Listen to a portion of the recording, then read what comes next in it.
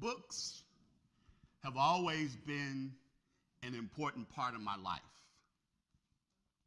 I can remember from early on having books around me, books at our house, books being a part of it. I remember every summer my mother would say to us when summertime came, y'all aren't just going to sit around the house and do nothing or watch TV. But she would take us to the library that was over on the next street, a few blocks down, and we would make out a list of books that we wanted to read for the summer, and we would read those books. I think about the fact that my father, as a pastor, had many, many books in his possession. As a matter of fact, I always thought that preachers had a lot of books, or supposed to have a lot of books. But at the church where he served, he had a pastor's office, but back in another location, he had a pastor's study. And in the pastor's study, it was wall-to-wall books. And even when he's now in retirement in North Carolina, the house that they live in, he had an office built and built-in bookshelves, and there are still books all over the place. And in particular, over the years, there was one book that he had that just caught my attention the first time I saw it, and I never forgot the title of that book. And even now, that book actually was written before I was even born. It was written in 1952. And it's a book by J.B. Phillips that's entitled, Your God is Too Small. And as I continue to remember that book, as I was approaching this week and as I was approaching this brand new month and approaching the thoughts about divine power, I decided that I would take that title of that book, but I would take it and I would turn it into a question. And the question is your God too small? Is your God too small? We recognize and we affirm that there is only one power and one presence in the universe, and that is God. As a matter of fact, in Unity's 5 basic principles, the first one is God is everywhere and always present in every circumstance. The divine energy underlies and animates all of existence.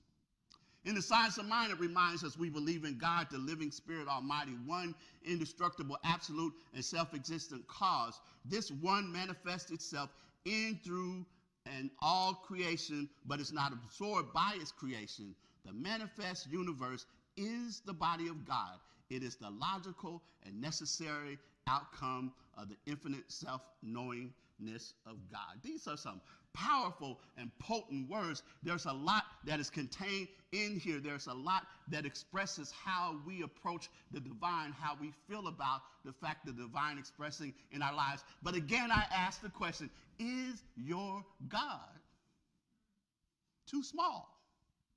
Is your God too small? Eric Butterworth says it like this: as long as we think of ourselves as average or limited, we will continue to condition the God power that dwells in us. Let me say that again. That whenever we think of ourselves as average, as ordinary, as seeing ourselves as being less than other people because we may not have the talents and the skills and abilities that they have, we got our own.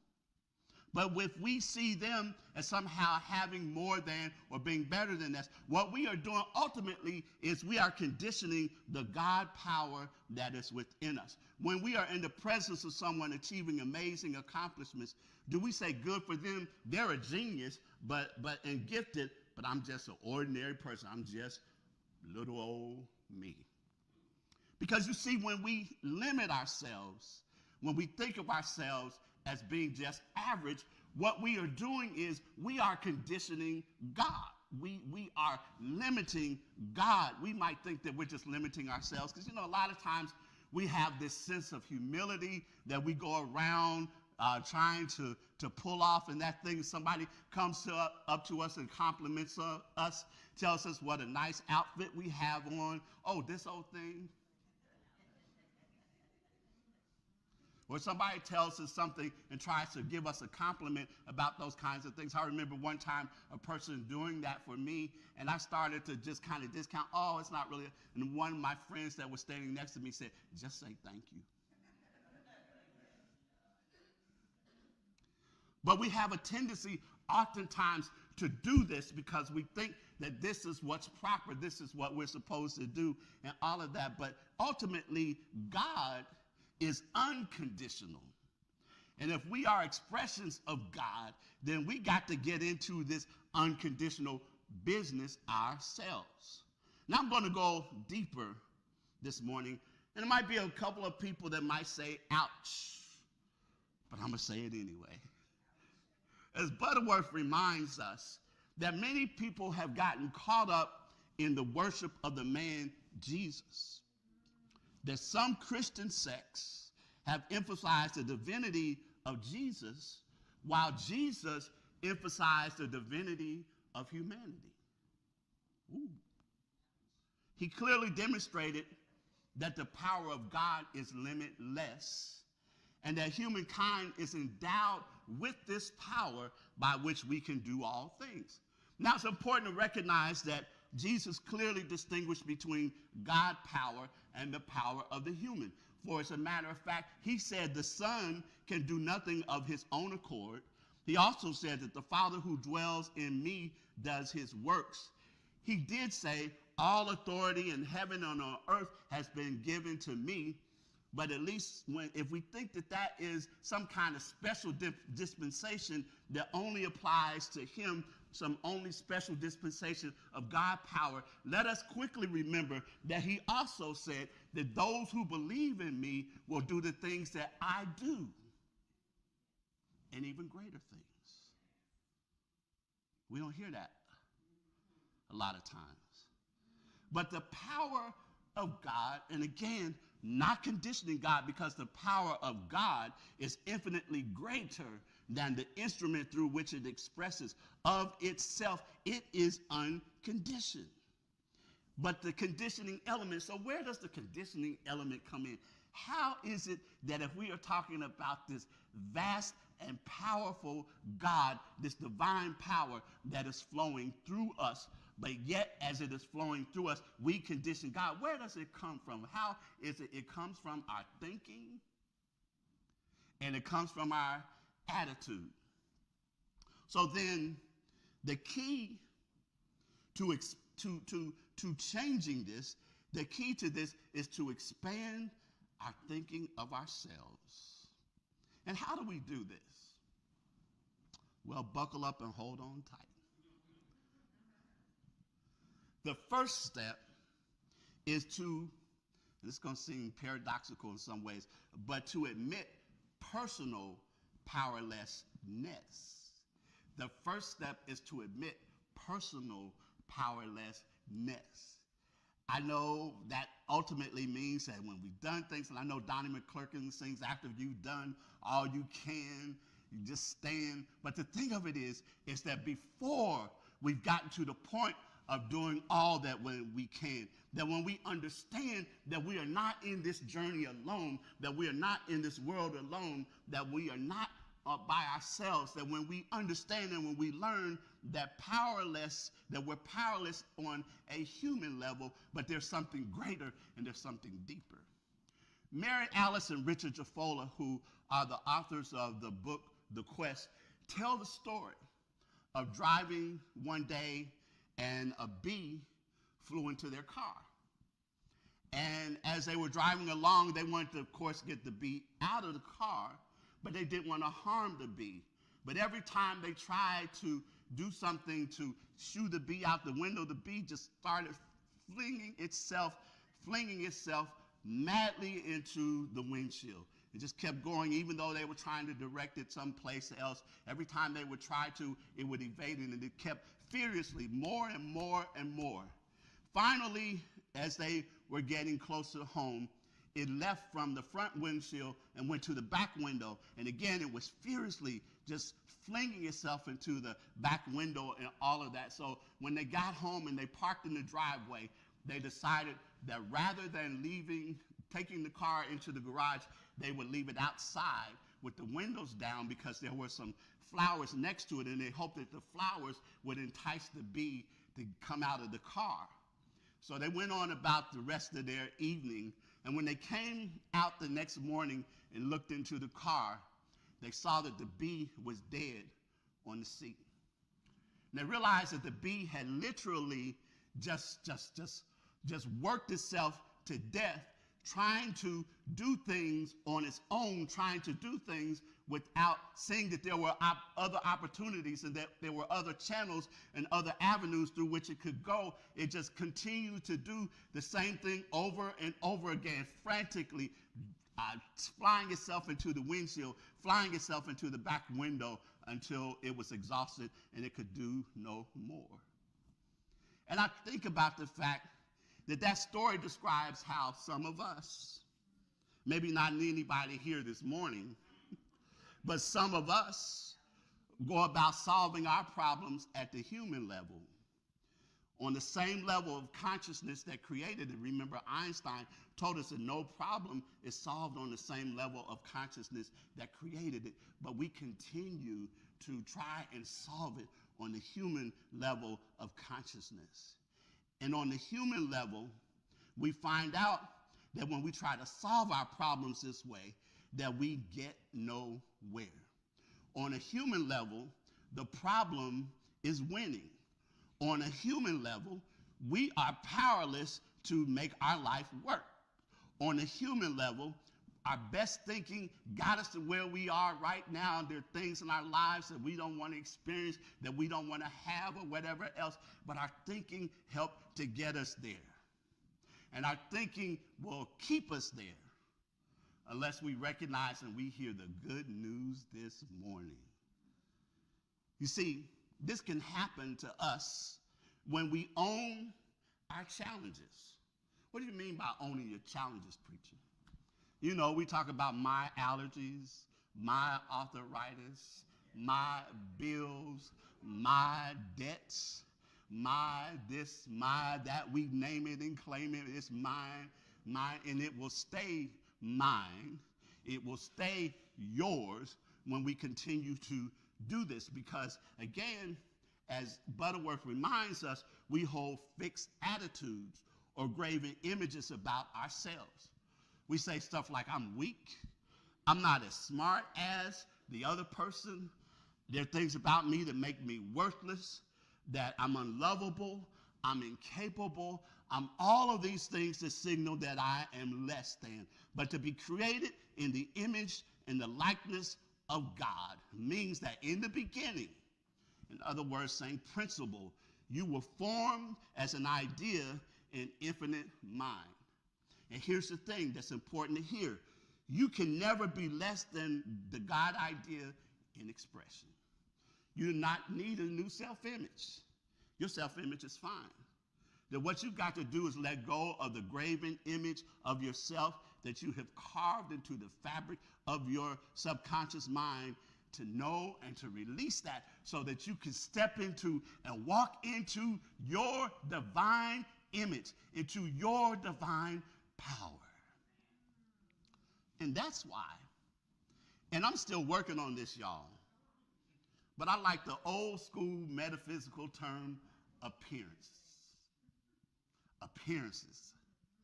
Because, number one, when we talk about the appearance of things, so rather than my arthritis, my gout, my bills, the appearance of these things.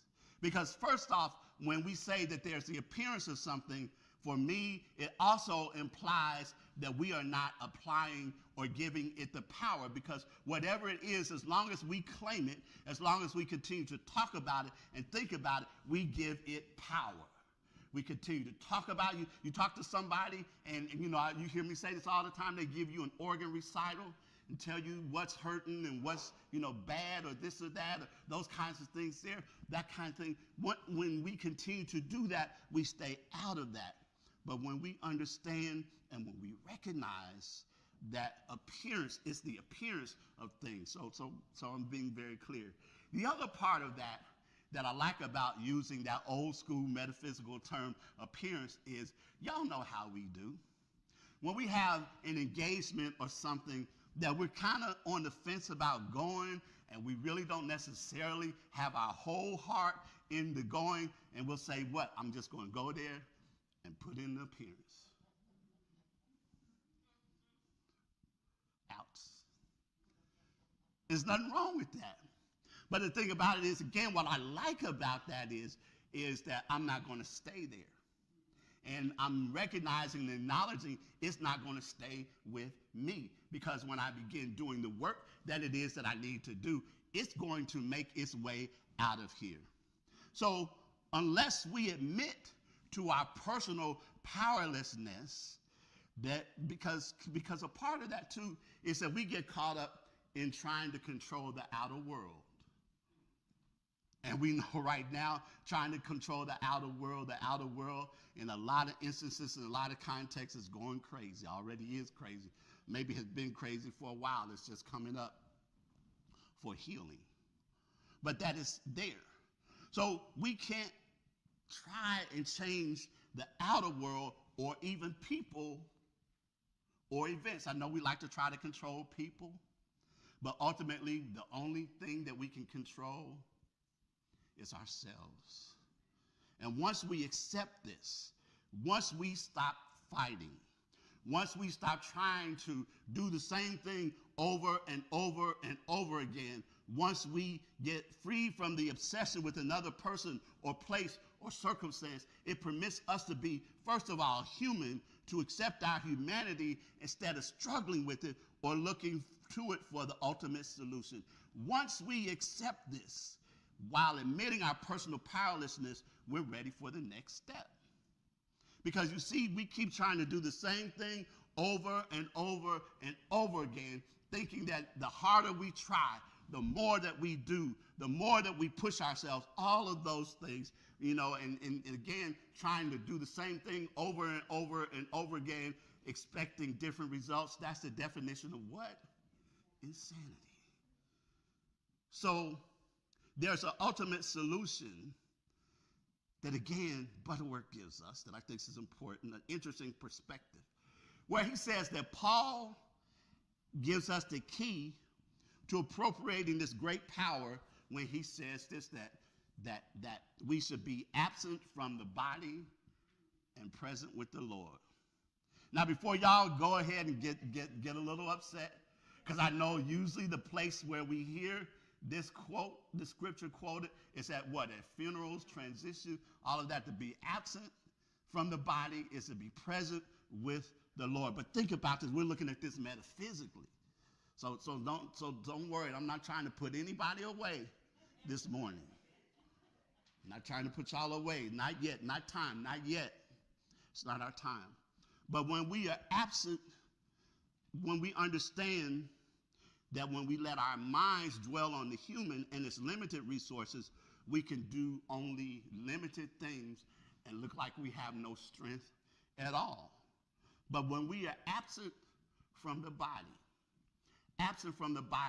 that when we get our minds off of the problems and the obstacles and become focused on God, the unconditioned power that dwells in us, then nothing will be impossible to us. When we become absent from the body, Paul goes on later to distinguish between life in the flesh and life in the spirit. And a lot of times people take that life in the flesh as being, some type of sexual immorality and all of that. But ultimately, what it's really talking about is that life in the flesh is trying to do it by ourselves, to do it on our own, whereas life in the spirit is recognizing the God presence and the God power in our lives. When we recognize this, when we understand this, when we operate from this awareness, this understanding, we understand that there is only one presence and one power in the universe,